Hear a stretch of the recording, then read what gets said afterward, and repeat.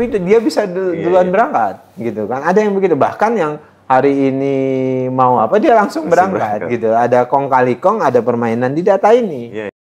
Upaya yang harus dilakukan yang pertama dan utama dalam pengelolaan perhajian itu adalah menekan kebocoran. Kalau bisa sampai 0%. Dan itulah upaya kenapa Presiden bikin Kementerian Haji dengan harapan beliau, kalian yang masuk di Kementerian Haji itu doktrin pertamanya adalah integritas. Jangan coba-coba maling di tempat yang suci. Yang tadi Rafiq bilang agak belok ke Kuningan kan hampir setiap periode menteri agama itu banyak yang tersandung dengan kasus haji. Nah, itu juga menjadi keprihatinan Pak Presiden Prabowo.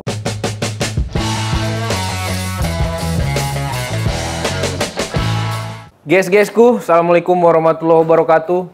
Kali ini aku sor kali bang, karena awak bersama abang awak lagi bang. Siapa tuh? Bang Dhanil Anzar Simanjuntak, Wakil Menteri Haji dan Umroh. Karena nomenklatur baru agak bengkok-bengkok. Singkatannya Kemenhaj. Kemenhaj. Bukan tanggung ini barang. Ini podcast anak Medan ya.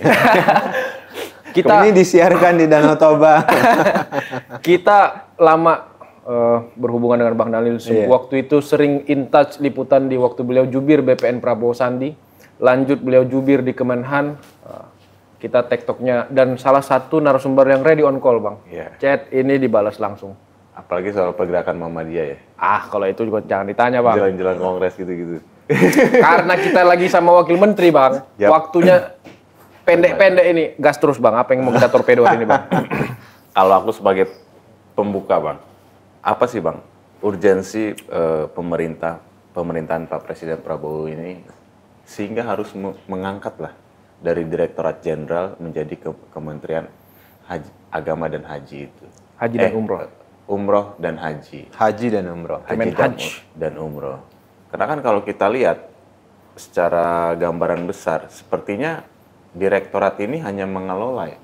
Karena anggarannya sudah disuplai oleh calon jemaah, kemudian datanya jelas, lalu soal kuota itu kan dari pemerintahan Arab itu sendiri. Artinya hitung-hitungannya jelas, tidak ada fleksibilitas dalam bekerja lah begitu. Makanya kita ingin bertanya nih, urgensi kementerian ini diangkat dari Direktorat Jenderal menjadi kementerian itu. Jadi kan gue bagi tiga bagian.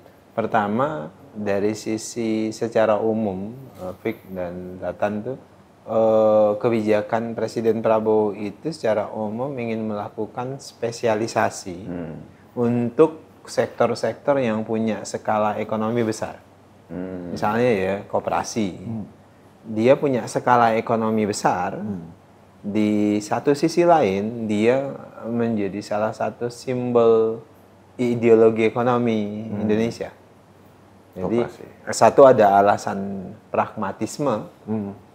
Dalam hal ini alasan pragmatismenya tentu adalah argumentasi skala ekonomi yang besar. Misalnya contoh koperasi tadi saya sebut, UMKM dan sebagainya. Di satu sisi itu ada alasan ideologis ekonomi. Kalau koperasi ya, ideologis ekonomi, pasal 33 dan sebagainya. Nah, kalau ditarik ke haji, dia pertama dia juga punya skala ekonomi yang besar. Anda bayangkan perputaran uang di sektor perhajian Indonesia per tahun itu hampir 60 triliun.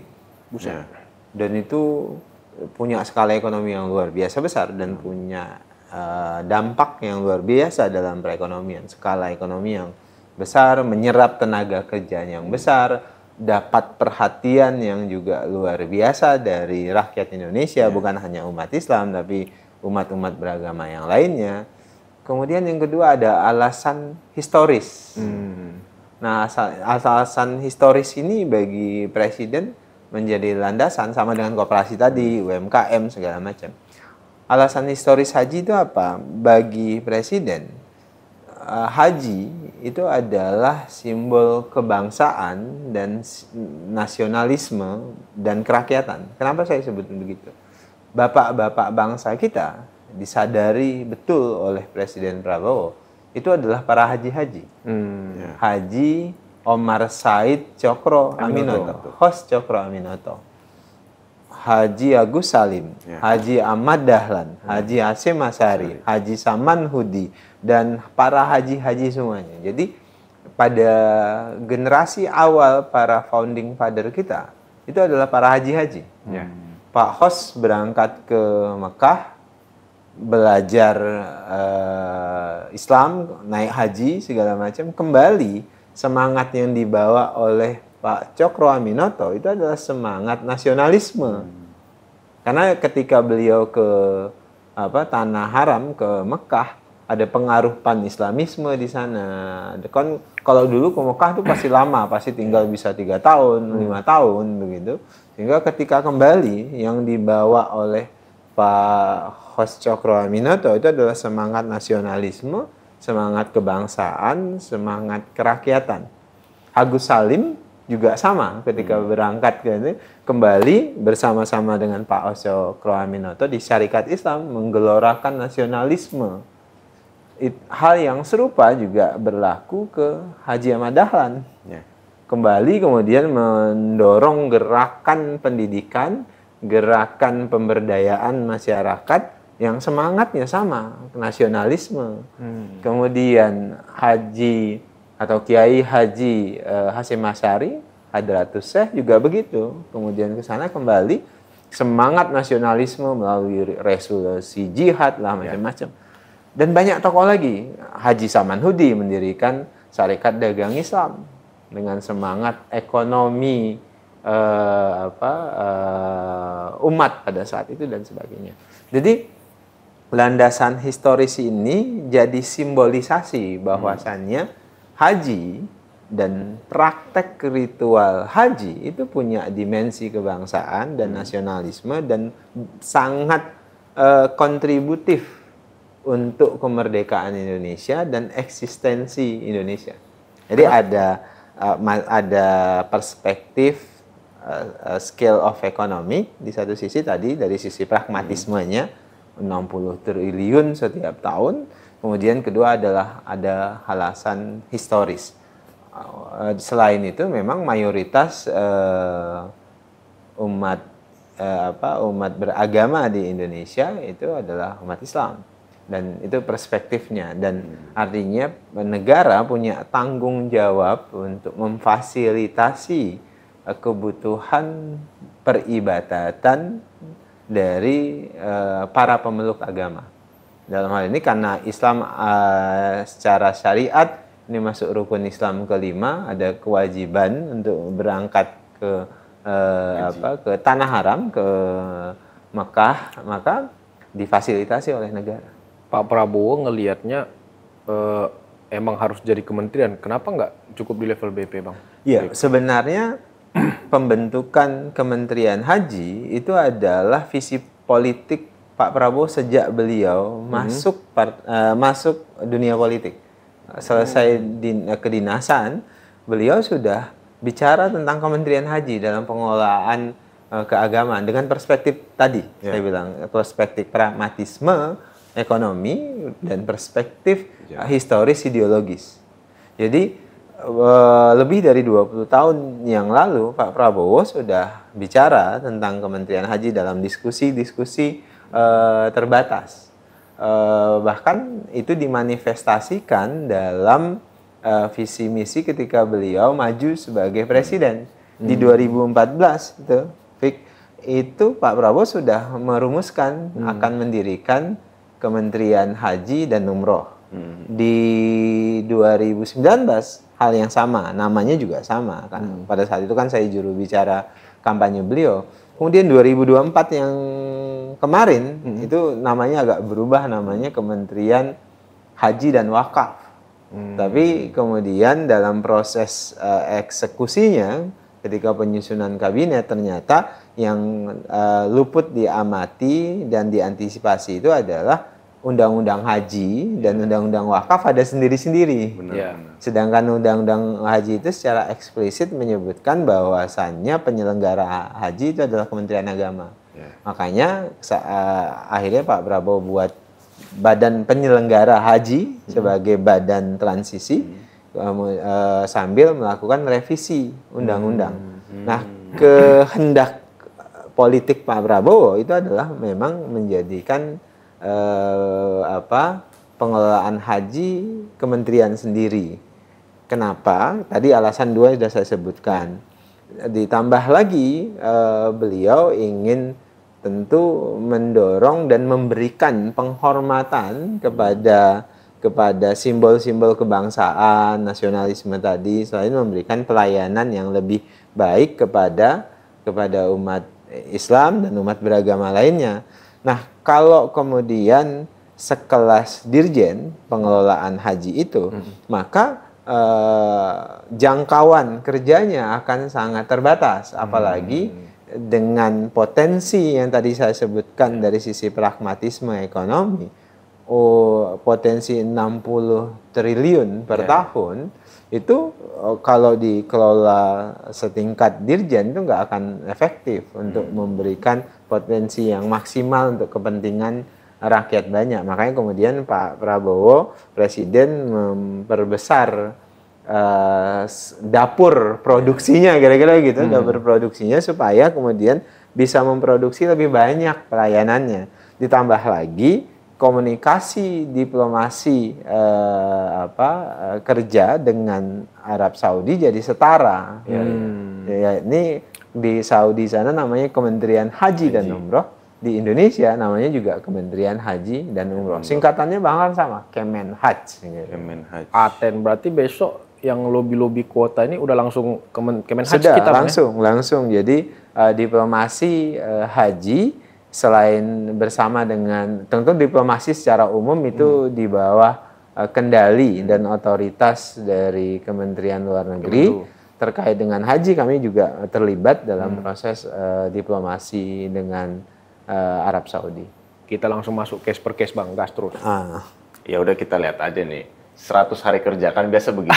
Apa yang rencana Abang lakukan dengan teman-teman di kementerian ini? Di 100 hari kerja. Di tengah banyaknya rentetan sorotan, sudahlah. Agak belok-belok kita ke Kuningan, kebaca semua tuh kan. Enggak. Karena kan ini pertanyaan klasik juga dari masyarakat umum. Kan lagi efisiensi, ekonomi lagi sulit. Kenapa nambah satu kementerian lagi? Ini kan artinya ada belanja anggaran yang lebih besar lagi. Nah, kita mau lihat dulu 100 hari ini. Emang sudah ada rencana kerja seperti apa sih, Bang?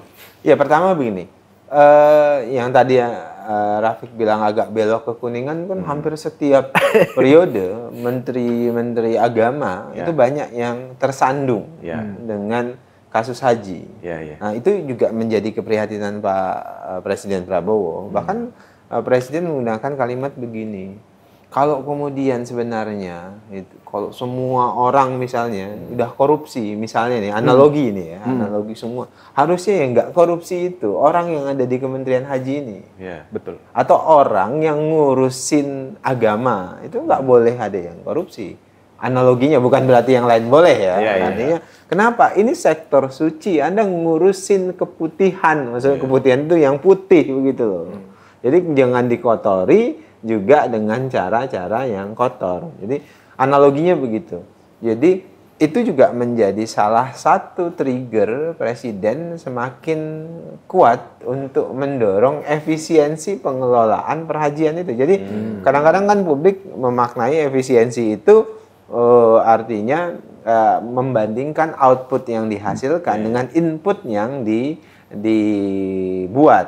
Nah, dengan potensi 60 triliun setiap tahun, dengan jumlah jamaah terbesar di dunia, maka ketika didirikan Kementerian Haji, itu bukan inefisiensi.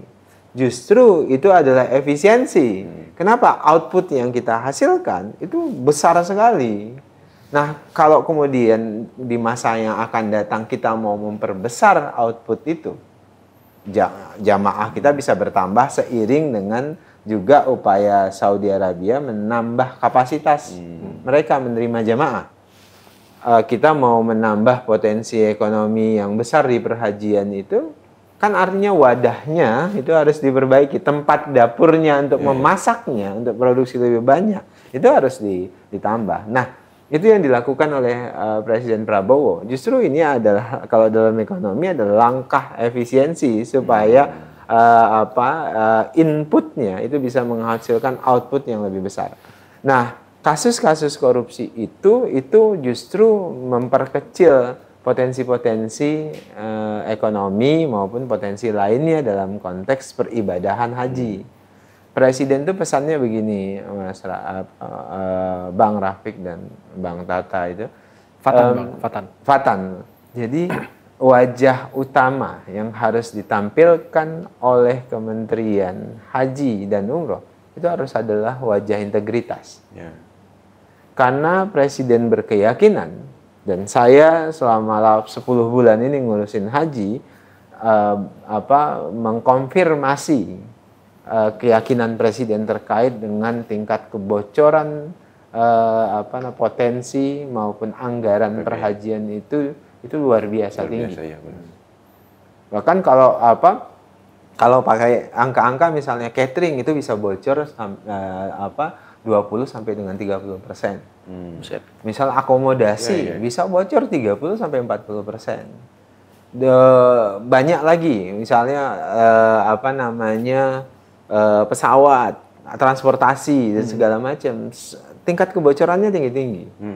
Nah, makanya tidak ada jalan selain upaya yang harus dilakukan. Yang pertama dan utama dalam pengelolaan perhajian itu adalah menekan kebocoran. Kalau bisa sampai 0%. Dan itulah upaya kenapa Presiden bikin Kementerian Haji dengan harapan beliau, kalian yang masuk di Kementerian Haji itu doktrin pertamanya adalah integritas. Jangan coba-coba maling di tempat yang suci. Kira-kira gitu. Kan kadang-kadang yang terjadi adalah orang menganggap maling di tempat suci itu aman. Gitu. Nah, Presiden mewanti-wanti, tidak boleh ada maling di tempat yang suci. Maka di tempat yang suci Anda harus berperilaku dan berlaku suci juga. Gitu. Itu yang harus. Makanya saya dan Gus Irfan berulang kali menyampaikan integritas itu adalah hal yang pertama dan utama. Nih hari ini misalnya kami mengirim tim pengadaan ke Saudi Arabia setelah proses survei dan macam-macam. Nah, hal yang pertama yang kami ingatkan itu integritas dan menekan kebocoran. Misalnya pengadaan, tadi saya sampaikan juga, selama ini dari data kita peroleh itu kebocoran pengadaan misalnya di Armusna segala macam, itu dugaannya bisa 30-40%. Data terkait dengan kuota misalnya, kemudian terkait dengan data dan segala macam, itu kebocorannya tinggi-tinggi. Maka itu semuanya harus dihentikan. Makanya rasional kalau kemudian Presiden menyebutkan BPIH harus bisa turun. Nah, salah satu upaya yang untuk memastikan BPIH turun dan bisa terjangkau bagi jamaah haji kita, yang menekan kebocoran-kebocoran itu. Bang, abang lama ngikut Pak Prabowo dari pemilu di Kemenhan sampai sekarang masuk kabinet. Selain tadi, jangan pula kita jadi maling di tempat yang suci. Ada tugas khusus nggak ke abang atau ke Gus Irfan? Beresin, bukan hanya haji loh bang, umroh juga nakal-nakal. Iya, sangat. Bukan nakal-nakal, sangat saya namain. Sangat nakal. Kalau kata KPK kan aliran dananya itu hampir satu direktorat. Ada perintah khusus. Iya. Ini harus begini, beresin. Sederhana loh. Wah, Presiden nyebut begini. Saya kan tidak engage dengan perhajian. Bahkan waktu itu saya bilang, Pak, saya ngurus haji, saya nggak pernah ngurus haji. Emang kamu pas di Kemhan pernah ngurus Kemhan? Pernah masuk militer? Pernah, Pak. Saya pernah di Kokam. Saya bilang. Tapi ketika haji, enggak. Udah urus itu banyak kartel, sapu. Perintah Presiden gitu loh, sapu. Pak, kartel-kartel ini besar sekali loh Pak. Mereka punya jejaring luas, punya dana yang luas, punya rekanan media yang juga luas, gitu. Punya banyak sekali. Jadi dalam sejarah perlawanan terhadap kartel, baik itu kartel pangan, kartel macam-macam itu nggak mudah. Pasti ada fight back. Dan Pak Prabowo kan sudah ngerasakan ada fight back yang sangat sistematik kan. Nah, saya sampaikan Pak, saya takut justru fight back ketika kita ngelawan kartel di perhajian itu keras sekali. Gitu. Apa jawaban Pak Prabowo? Pak Presiden jawab, udah kau sapu. Kau sapu saja. Yang jelas kalian tegak lurus, kalian pastikan diri kalian bersih, udah sapu. Kalimat yang digunakan Presiden itu sapu aja.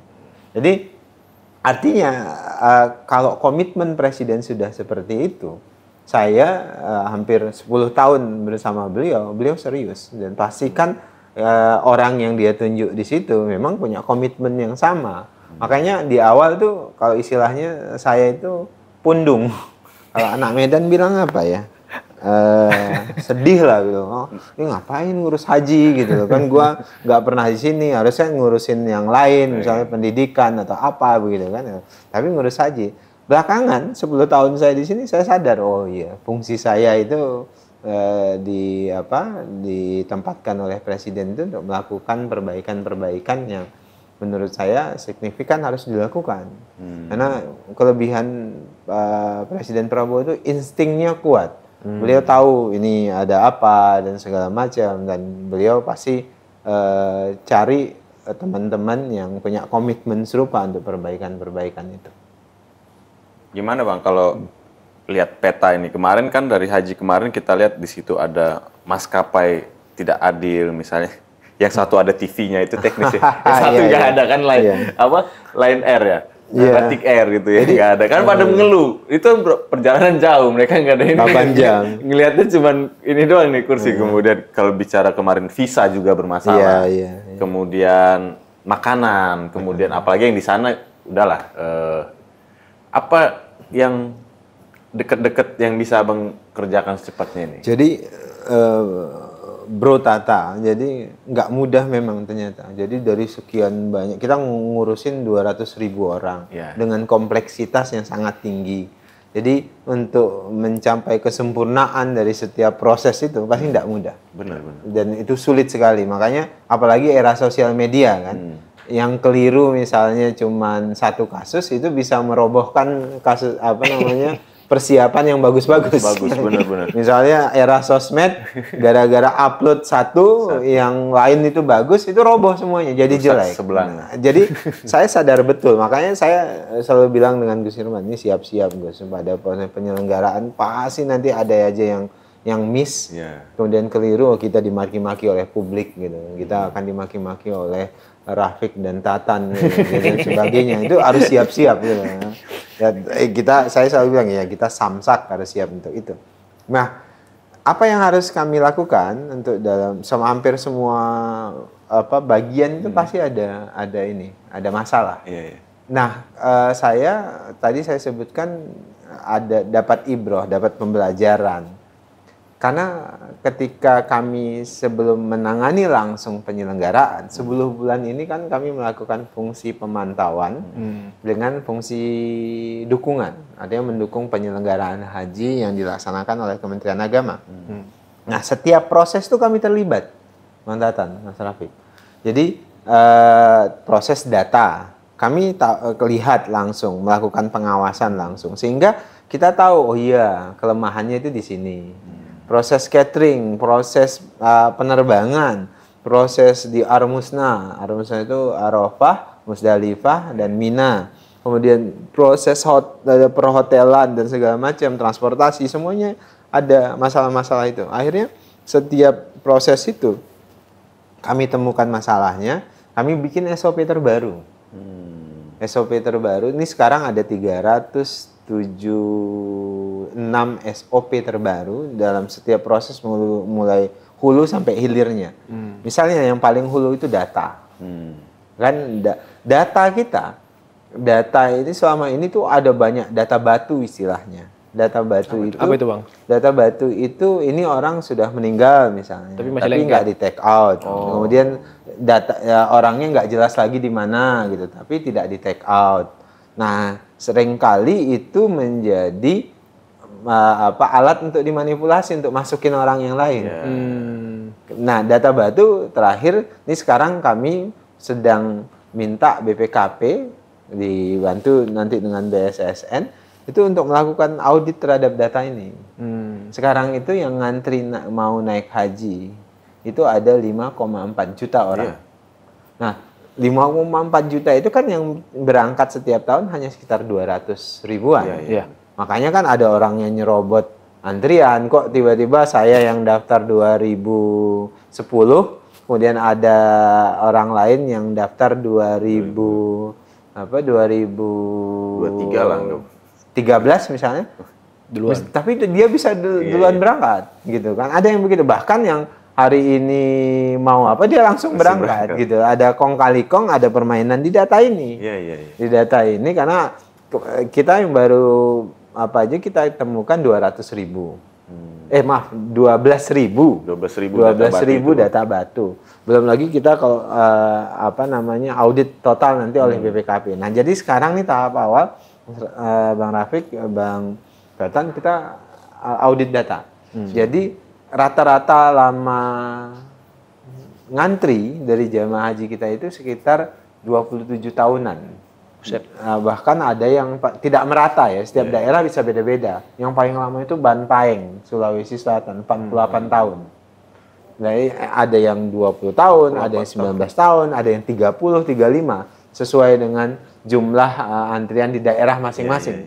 Nah, Bang, itu potensi permainannya tinggi. 48 di Jakarta belum tentu nyampe umurnya.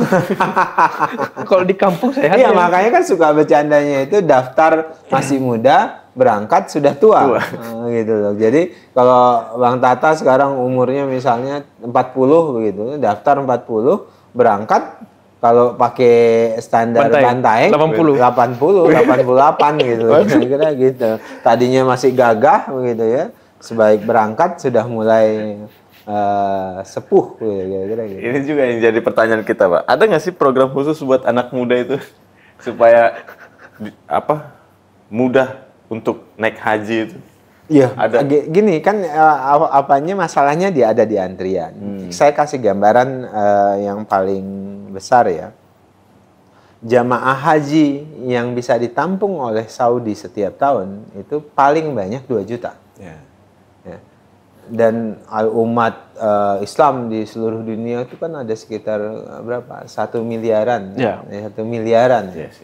Asumsinya 10%, 20% yang mau naik haji gitu. Willingness to pay gitu ya, mampu untuk naik haji. Kan berarti ada berapa? 100 juta lebih atau 200 juta lebih yang ingin ke Saudi dan itu antrian. Ya. Berarti kan antri semuanya itu di seluruh negara. Malaysia itu lebih lama loh ngantrinya. Jadi jangan salah, antrian Malaysia itu lebih lama. Tapi kan jamaah haji Malaysia itu setiap tahun hanya 36 ribuan. Ya. Kita tuh 200 ribu. Jadi nggak bisa dibandingkan apple tertinggi to apple. Di dunia, Bang. Tertinggi di dunia. Nah, sehingga antriannya banyak. Apakah anak muda bisa ngantri bisa naik haji sesegera mungkin dengan cara begitu? Ya nggak bisa kalau nggak ngantri. Pasti harus ngantri. Nah, kan kalau haji reguler antriannya tadi paling lama tuh di Bantaeng 48. Paling cepat ya bisa 19 tahun, bisa 20 tahun. Tapi ada yang juga cepat. Itu namanya haji khusus. Haji khusus itu ngantri juga. Jadi 5 sampai 7 tahun. Jadi antrian haji khusus sekitar 5 sampai 7 tahun. Nah, haji khusus lebih mahal pasti. Nah, di undang-undang kita memang diatur haji khusus itu hanya 8% dari haji reguler, dari jumlah haji reguler. Jadi kalau haji reguler 200 ribu misalnya, maka 8%-nya itu haji khusus. Nah, itulah kemudian kemarin 50-50 kan? Itu kasus itu yang kemudian ada. Undang-undang ngaturnya adalah 92% untuk haji reguler, 8% untuk haji khusus. Kenapa? Karena haji khusus itu mahal kan?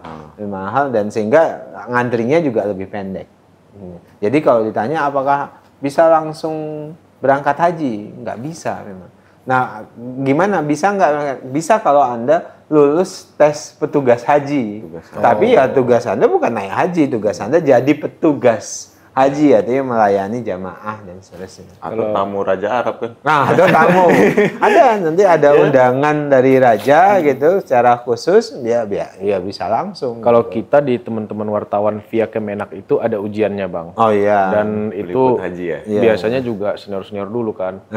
Anda ngantri di kantor kan? Ngantri. Awak yang muda-muda ini kan ditepuk-tepuk kepala Nanti tunggu dulu gitu. Atau mau cepat bisa juga jadi menteri haji. Oh iya. Atau enggak anggota Komisi 7. 8. Tapi rata-rata kan menteri haji, wakil menteri haji udah naik haji. Dan di sana bertugas dia. Guys-guysku, ini perintah Pak Prabowo udah dijelaskan, respon Bang Dhanil terkait kasus di Kuningan juga udah, dan yang terdekat mau ngerjain apa di kementerian ini. Sekarang Bang ada pertanyaan yang kita kumpulkan dari netizen, Bang. Disampaikan oleh Hantu Laut Torpedo. Ini kita punya hantu laut juga, Bang. Hantu laut, kayu laut. Kayu laut, jangan kayu laut berat itu, Bang. Makna kayu laut kan? Wah, berat itu, Bang. Kayu laut kali Bang Dhanil dulu. Baik, Bang. Assalamualaikum warahmatullahi wabarakatuh. Salam. Izin Bang Wamen. Gak pakai horas gitu. ini kayak podcast anak Toba. Agak lain. Amen. Oh ya ada ya. Amen. Anak Amen. Iya. Nah, Bang, ini kan ketika dibentuk Kementerian Haji secara spesifik oleh Pak Presiden, banyak beredar nih, kalau kita bilang ekspresi dari netizen sekaligus ruang bercanda teman-teman. Kalau misalnya Kementerian Haji dibentuk, Kementerian Vatikan harus dibentuk juga dong. Kementerian teman-teman dari umat Hindu juga harus dibentuk juga dong. Dan umat Buddha juga harus dibentuk juga. Nah, kita ingin mengetahui bagaimana perspektif dari Bang Dhanil tentang hal ini gitu loh. Silakan jawab, Bang. Pertama, tadi skala of ekonominya besar. Ya. Secara praktis itu ya. Pertanyaannya apakah itu kan terjadi di yang lain? Kan tidak. Gitu. Kemudian kedua, apakah itu kemudian secara rukun misalnya itu adalah kewajiban? Kan tidak. Jadi sesederhana itu sebenarnya. Jadi misalnya kalau dalam Islam haji itu adalah rukun Islam kelima. Jadi harus begitu kira-kira.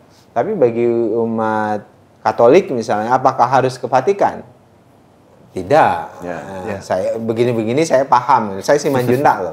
Liburan dalam konteks mereka. Liburan konteksnya. Dalam konteks mereka. Jadi bukan rukun ibaratnya. Jadi diskusinya di situ saja bisa kita jelaskan. Gitu. Artinya tadi dari secara sisi pragmatisme ada simbolisasi ekonomi yang besar, skala of ekonomi yang besar.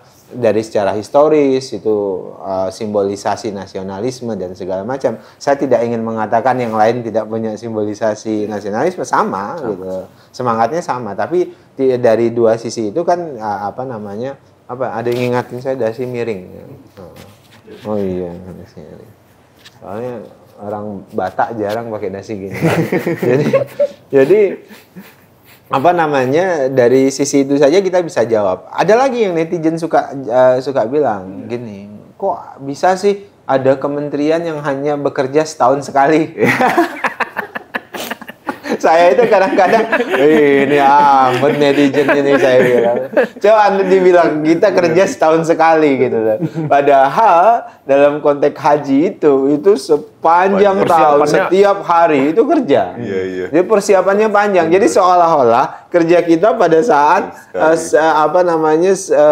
di puncak haji itu saja. Padahal ngurusin data, ngurusin ekonomi hajinya, ngurusin penginapannya itu dari hulu sampai hilir itu kalau bisa tuh setahun itu kurang waktunya. Benar.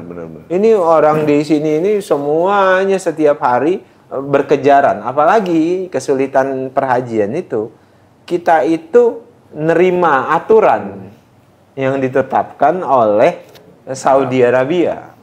Artinya kita depend, jadi tergantung. Jadi kalau mereka itu bikin timeline proses persiapan itu ketat sekali. Ya, ya. Dan kita harus ngikutin itu. Jadi kesulitan ngelola perhajian itu adalah kita tidak punya otoritas penuh dan kita tidak punya otoritas untuk membuat manuver kebijakan dan pengelolaan. Karena manuver kebijakan dan pengelolaan itu ada di tangan pemerintah kerajaan Saudi Arabia. Di haji itu hari ini aturannya A, besok itu bisa berubah loh. Artinya bahkan kami di sini kemarin di SOP itu bikin yang namanya SOP mitigasi, mitigasi resiko. Artinya kalau dia misalnya contoh ada istilah dalam ibadah haji mungkin para netizen atau teman-teman yang tidak akrab istilah tanazul. Tanazul itu artinya dari Arafah, kemudian nanti selesai di Arafah, stay atau tinggal di Arafah, nanti bergerak ke Musdalifah. Kan kadang-kadang ada yang menginap di Musdalifah. Itu artinya dia mabit di Musdalifah. Nah, ada yang pakai skema dia tidak mabit di situ, namanya murur. Jadi dia lewat saja. Jadi di bis saja nanti. Jadi habis maghrib dari Arafah, naik bis bergerak begitu sebentar lewat di Musdalifah, kemudian dari Musdalifah itu bergerak ke Mina. Tapi lebih banyak yang mabit tidak nginep di tenda. Tapi yang tadi lebih banyak yang mabit ya Bang daripada yang lewat aja. Ada yang mabit banyak, yang lewat saja juga banyak juga. Nah, murur namanya istilahnya. Nah, ada yang tanazul istilahnya itu dia tidak menginap di tenda di Mina. Tapi kemudian dia kembali ke hotel. Kebetulannya hotelnya itu di sekitar Mina. Rata-rata kalau hotel jamaah haji kita itu sekitar Mina. Nah, misalnya tahun lalu, itu kita bikin skema tanazul. Artinya hampir sekitar 50 ribuan jamaah kita menggunakan skema tanazul. Terutama yang sudah sepuh segala macam. Mereka tidak menginap di Mina, mereka kembali ke hotel. Nah, tiba-tiba pemerintah Saudi memutuskan tidak boleh ada tanazul. Semuanya harus nginap di Mina. Itu kan dampaknya pasti banyak. Benar. Misalnya tadinya sudah disiapkan konsumsi di hotel, kan? Dan orang akan di hotel karena nggak akan nginap di Mina. Sekarang harus mikirin konsumsinya harus berubah, harus disiapkan di Mina.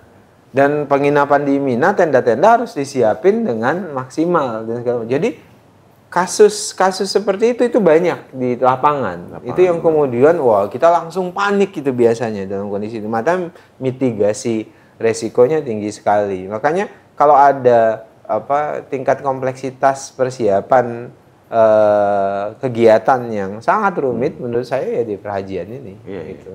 Seharusnya Abang balas saja. Kan kami ngurusin umroh juga tiap hari ini. Oh iya, salah satunya itu.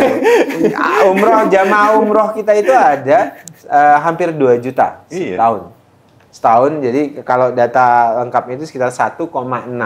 Itu yang terdata ya. Belum kan ada umroh backpacker, ada yang tidak mendaftarkan dirinya tapi berangkat mandiri segala macam. Jadi setiap tahun itu hampir 2 juta. Coba Anda hitung aja 2 juta kali kalau dia berangkat 30 juta.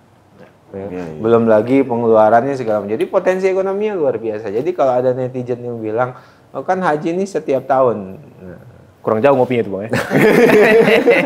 Kalau kata sama anak Medan mentiko kali. Mentiko kali, kau bacalah buku itu. Belajar kau dikit kayak gitu. Coba Bang. Guys-guysku, penguji paling setia itu adalah waktu. Apapun yang kita bincangkan hari ini ya kita lihat waktu yang akan menjawab itu. Kita doakan Bang Dhanil mampu dan tegar. Amin. Dan jalani carut marut rentetan persoalan di haji dan umroh ini Bang. Karena agak ngeri-ngeri sedap. Tadi dibilang kartel besar-besar. Yang penting jangan tergoda aja. Selamat. Mudah-mudahan. Amin. Insya Allah barokah. Kita ketemu di torpedo berikutnya. Assalamualaikum warahmatullahi wabarakatuh. Salam. Horas. Horas.